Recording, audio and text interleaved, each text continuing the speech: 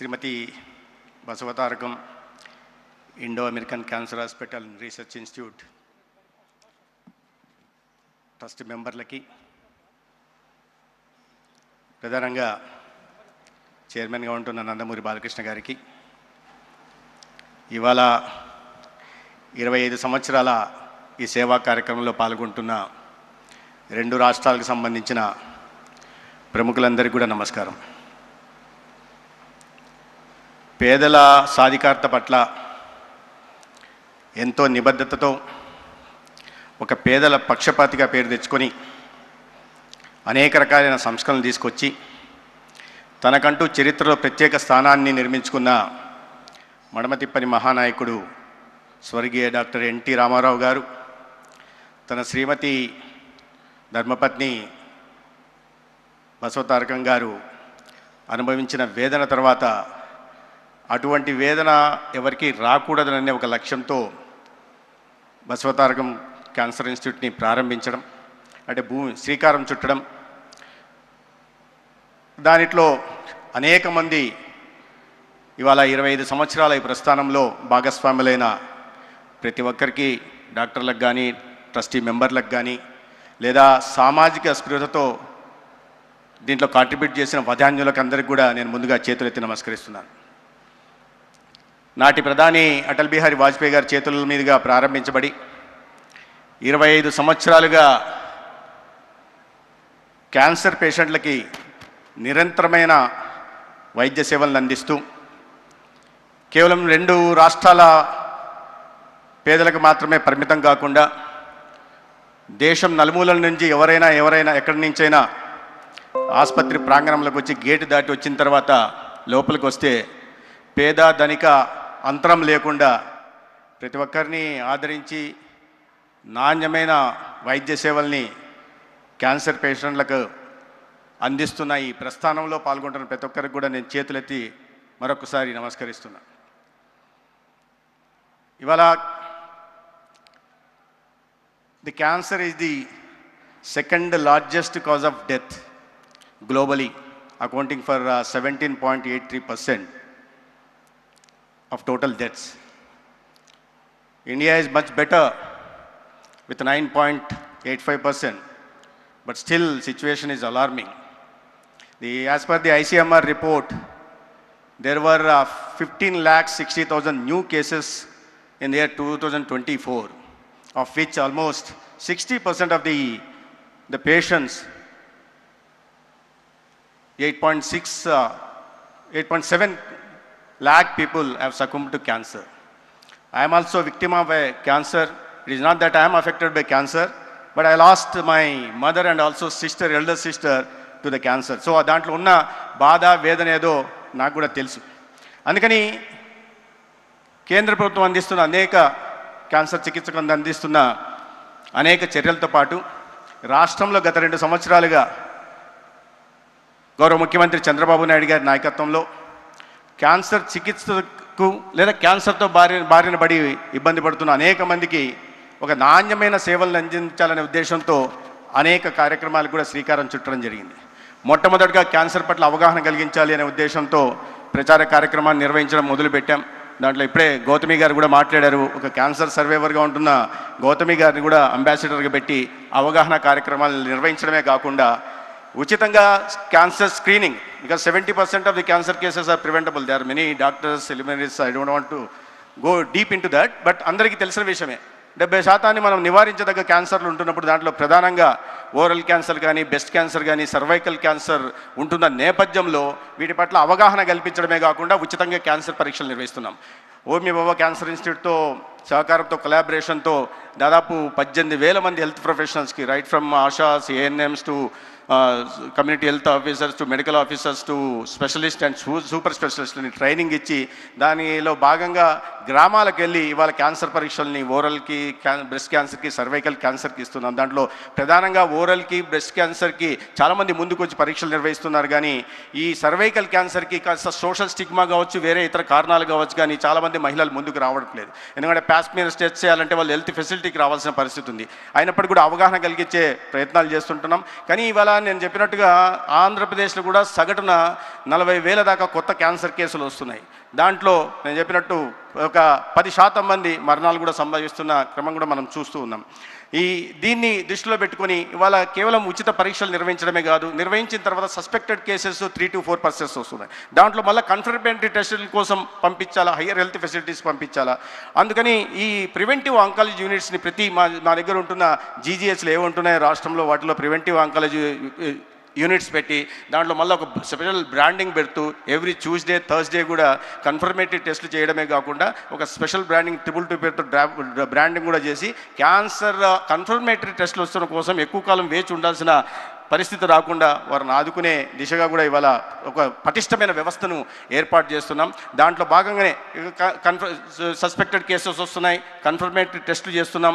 కానీ confirmatory test వచ్చిన తర్వాత దానికి నాణ్యమైన వైద్య చికిత్సను కూడా అందించాలంటే దానికి తగినట్లుగా హెల్త్ ఫెసిలిటీని కూడా డెవలప్ చేయాల్సిన అవసరం ఉంది. దాంట్లో భాగంగానే ప్రధానంగా 2017-18లో ఇక్కడ గౌరవనీయులు వెంకయ్యనాయుడు గారు కూడా ఉన్నారు. వారి చొరవతో కేంద్రంలో నరేంద్ర మోడీ గారు ప్రధానమంత్రిగా, రాష్ట్రంలో చంద్రబాబు నాయుడు గారు ముఖ్యమంత్రిగా ఉంటున్న నేపథ్యంలో క్యాన్సర్ చికిత్స రోగులకి మెరుగైన వైద్య చికిత్సలు అందించాలనే ఉద్దేశంతో ఒక స్టేట్ క్యాన్సర్ని మంజూరు చేయడం జరిగింది 120 కోట్లతో. ఒక సంవత్సరం తర్వాత అది ఆగింది. తర్వాత 5 సంవత్సరాల పాటు ఆ క్యాన్సర్ సెంటర్ రాలేదు, సాకారం కాలేదు. నేను ఇక్కడ విమర్శలు చేయట్లేదు, కానీ ఇటువంటి చాలా అవసరమైన, అత్యవసరమైన, అతి ముఖ్యమైన విషయంలో ప్రభుత్వాలు నిర్వహిస్తున్న నిర్లిప్తత కానీ నిర్లక్ష్యాన్ని మాత్రం ఖచ్చితంగా నిందించాల్సిన అవసరం ఉంది. కూటమి ప్రభుత్వం వచ్చిన తర్వాత గౌరవనీయ ముఖ్యమంత్రి గారు చంద్రబాబు నాయుడు గారు ఆదేశాల మేరకు 1 సంవత్సరంలోనే ఆ స్టేట్ క్యాన్సర్ సెంటర్ని 120 కోట్లతో పూర్తి చేయడం జరిగింది. దాంట్లో కావాల్సిన సిటీ సిమ్యులేటర్ కానీ బ్రాకీథెరపీని కూడా ఏర్పాటు చేసుకోవడం జరిగింది. అదేవిధంగా కడప సెంటర్ని కూడా ఒక కాంప్రహెన్సివ్ క్యాన్సర్ సెంటర్ కూడా ఏర్పాటు చేశాం. విశాఖపట్నంలో కూడా లెవెల్ 2 క్యాన్సర్ సెంటర్ని కూడా ఏర్పాటు చేసుకోవడం జరిగింది. కావాల్సిన సిటీ సిమ్యులేటర్స్తో కూడా ప్రధానంగా గుంటూరులో L1 క్యాన్సర్ సెంటర్గా గుంటూరు తయారు చేయడం జరిగింది. సిటీ సిమ్యులేటర్స్ కాకుండా లినాక్ మిషన్స్ మాత్రమే కాకుండా పెట్ స్కానర్ కూడా ఇక్కడ ప్రత్యేకంగా పెమసాని గారు కూడా నేను ఈ విషయంలో ధన్యవాదాలు చెప్పాల్సింది. ఎందుకంటే ఈ CSR యాక్టివిటీ కింద నాట్కో సంస్థ వాళ్ళు పెద్ద ఎత్తున నిధులు సమకూర్చి భవనాన్ని నిర్మించడమే కాకుండా ఈ నిర్వహణ బాధ్యత కూడా వారు చేపడితే ప్రభుత్వం వైపు నుంచి మేము పెట్ స్కానర్ని లినాక్ మిషన్ ఒకటి ఇస్తే ఇంకో లినాక్ మిషన్ని కూడా వారు CSR యాక్టివిటీ కింద తీసుకురావడం జరిగింది. ఒక L1 క్యాన్సర్ సెంటర్గా గుంటూరుని ఇవాళ తయారు చేయడం జరిగింది. దీంట్లో ఇది మాత్రమే కాకుండా 23 డే కేర్ క్యాన్సర్ సెంటర్ని కానీ పాలియేటివ్ క్యాన్సర్ సెంటర్ మీద కూడా ప్రధానంగా దృష్టి సారించి ఇవాళ రాష్ట్రంలో క్యాన్సర్ బారిన పడిన వారికి ఈ అతి ఖరీదైన చికిత్సను కూడా అందించే దిశగా ప్రయత్నాలు చేస్తున్నాం. 25 లక్షల దాకా కూడా ఇవాళ ఎన్టీఆర్ వైద్య సేవ నుంచి చికిత్సలు అందిస్తున్నాం. ఈ క్యాన్సర్ ఎంత తీవ్రంగా పరిణమించిందంటే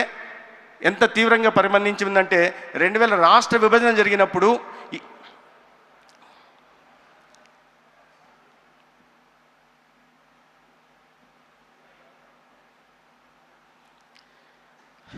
గౌరవనీయులైన ఆంధ్రప్రదేశ్ రాష్ట్ర ముఖ్యమంత్రి చంద్రబాబు నాయుడు గారు ఇచ్చేశారు. వారికి బసవతారకం ఇండో అమెరికన్ హాస్పిటల్ తరపున హృదయపూర్వక స్వాగతం నేను పలుకుతున్నాను. బాలకృష్ణ గారు అనుమతిస్తే నేను కొనసాగిస్తాను. Okay sir. ఆంధ్ర విభజన జరిగినప్పుడు క్యాన్సర్కి పేషెంట్లు 23,000 మంది కొత్తకి ఆనాడు చికిత్స అందిస్తుంటే దాంట్లో 99,80,00,000 ఎన్టీఆర్ వైద్య సేవ ట్రస్ట్ కింద ఖర్చు పెట్టడం జరిగింది. అది కాస్త 6 ఏళ్ళు అయ్యేసరికి అంటే 2020 సంవత్సరం వచ్చేసరికి ఆ బడ్జెట్ కాస్త 216 కోట్లకి వెళ్ళిపోయింది. ఇవాళ 2025-26 మొన్న మార్చి నాటికి ఈ 746 కోట్లకి క్యాన్సర్ పేషెంట్లకు అందిస్తున్న చికిత్స కోసం ఎన్టీఆర్ వైద్య సేవ ట్రస్ట్ కింద ఇవాళ ఆంధ్రప్రదేశ్లో కూటమి ప్రభుత్వం ఖర్చు పెట్టింది. అంటే దాదాపు 7.46 టైమ్స్ గత 12 సంవత్సరాల్లో క్యాన్సర్ కేసుల సంఖ్య పెరగడం, అదేవిధంగా దానికి అనుగుణంగా ఖర్చు పెట్టే దిశగా కూడా ప్రయత్నాలు జరుగుతుంటాయి. ఇవన్నీ ఇది సదా చెప్పుకోదగ్గ విషయాలు కాదు, ఎందుకంటే దురదృష్టకరమని. అయితే దీనికోసం ప్రధానంగా దృష్టి పెట్టి ఇవాళ క్యాన్సర్ డిసీజ్ బర్డెన్ తగ్గించే దిశగా కూడా ప్రయత్నం చేస్తున్నాం. ఒక క్యాన్సర్ అట్లాస్ని కూడా ఇటీవల గౌరవ ముఖ్యమంత్రి గారు ప్రారంభించడం జరిగింది. దాంట్లో క్యాన్సర్ మానిటరింగ్ కానీ లేదా మ్యాపింగ్ కానీ లేదా ఒక సైంటిఫిక్ వేలో డెసిషన్ మేకింగ్ చేసే దిశగా కూడా ఇవాళ ఆంధ్రప్రదేశ్ రాష్ట్రంలో ప్రయత్నం చేస్తున్నాం. ఎందుకంటే Andhra Pradesh our focus is now shifting from reactive curative approach to predictive preventive wellness approach. అది మాకు మా రాష్ట్ర గౌరవ ముఖ్యమంత్రి గారు ఇచ్చిన మ్యాండేట్. దానికి అనుగుణంగానే ఇవాళ అవగాహన కలిగిస్తున్నాం. ప్రాథమిక దశలోనే వీటిని గుర్తించే దిశగా ప్రయత్నాలు చేస్తున్నాం ప్రజల్లో. ఎందుకంటే చేతులు కాలిన తర్వాత ఆకులు పట్టుకున్న చందానంగా కాకుండా వీటికి క్యాన్సర్ బారిన పడకుండా మనం ఏ రకంగా జాగ్రత్తలు వహించుకోవాలా, ఏ రకమైన లైఫ్ స్టైల్ చేంజెస్ తీసుకురావడం వల్ల క్యాన్సర్ బారిన పడకుండా మనం కాపాడుకోవచ్చు అనే విషయంగా ముఖ్యమంత్రి గారే బ్రాండ్ అంబాసిడర్గా ఉంటూ ఇవాళ ఈ పెస్టిసైడ్స్లో కానీ కెమికల్స్ విషయంలో కానీ రైతుల్లో అవగాహన కల్పిస్తున్నారు. అదేవిధంగా ఒక సేంద్రియ వ్యవసాయం వైపుగా నడిపించే దిశగా ప్రయత్నం చేస్తున్నారు. ఎందుకంటే ఇంత తీవ్రమైన సమస్య గురించి ప్రజలకు చెప్పి లేదా రైతులకు చెప్పి వీళ్ళకి చెప్పిన దాని తర్వాతనే దాని మీద జాగ్రత్త పడడానికి అవసరం. ఇవన్నీ సమస్య చెప్తున్నప్పుడు ఇన్ని తీవ్రంగా కేసులు ఉన్నాయి, ఇన్ని కొత్త కేసులు వస్తున్నాయి, ఇంతమంది ప్రాణాలు పోతున్నారు అంటున్నప్పుడు ప్రజల్లో భయాందోళన కలగచ్చు. కానీ ఆ సమస్య గురించి చెప్పకపోతే ఆ సమస్యకు తీసుకోవాల్సిన జాగ్రత్తలు తీసుకునే అవకాశాన్ని మనం కోల్పోతాం. ఒక ఆరోగ్య వ్యవస్థని, పటిష్టమైన ఆరోగ్య వ్యవస్థని క్యాన్సరే కాకుండా మిగతా వాటిలో కూడా తీసుకునే దిశగా కూడా ఆంధ్రప్రదేశ్లో చర్యలు తీసుకోవడం జరుగుతుంది. ప్రధానంగా నేను చెప్పినట్టుగా ఈ ఈ ఈ ప్రివెంటివ్ మెజర్స్ తీసుకునే దిశగా కూడా ప్రయత్నం జరుగుతూ ఉంది. ఇవాళ అందుకనే ప్రతి ఒక్కరి ఇంటి దగ్గరికి పేషెంట్ హాస్పిటల్కి రాకుండా వారి ఇంటి దగ్గరికి వచ్చి 42 రకాల పరీక్షల్ని దేశంలో ఏ రాష్ట్రంలో చేయట్లేదు, ఆంధ్రప్రదేశ్లో చేస్తున్నాం.